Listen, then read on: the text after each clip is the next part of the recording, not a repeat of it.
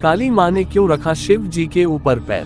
पूर्ण विराम। प्राचीन काल में राक्षस अपनी तपस्या के बल पर ऐसी शक्तियां प्राप्त कर लेते थे जिनके सामने टिकना देवताओं के लिए भी मुश्किल हो जाता था। राक्षस अपनी शक्तियों का प्रयोग करके आतंक और भय फैलाते थे। ऐसी ही एक घटना रक्तबीज नाम से राक्षस से जुड़ी है।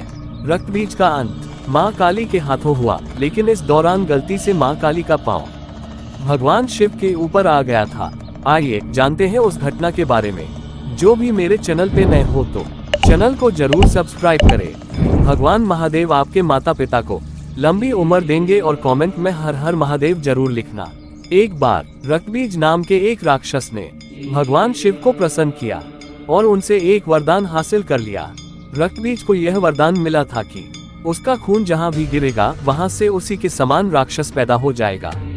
रक्तबीज को अपने इस गुण पर बहुत अभिमान था, इसलिए उसने अपनी शक्तियों का गलत इस्तेमाल करना शुरू कर दिया।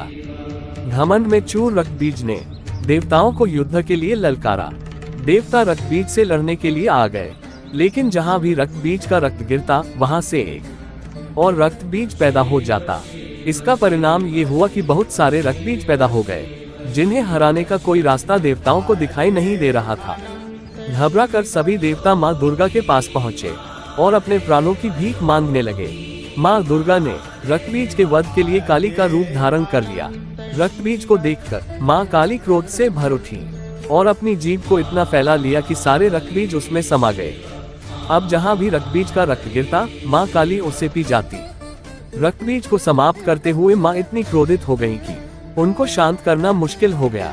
काली माँ का ये रूप विनाशकारी हो सकता था, इसलिए सभी देवता भगवान शिव के पास पहुँचे और बोले कि आप ही माँ का क्रोध शांत कर सकते हैं।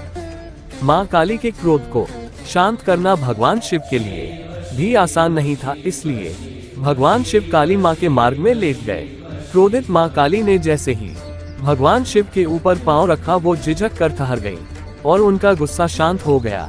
इस तरह भगवान शिव ने देवताओं की मदद की और माँ काली के गुस्से को शांत किया, जो सृष्टि के लिए भयानक हो सकता था।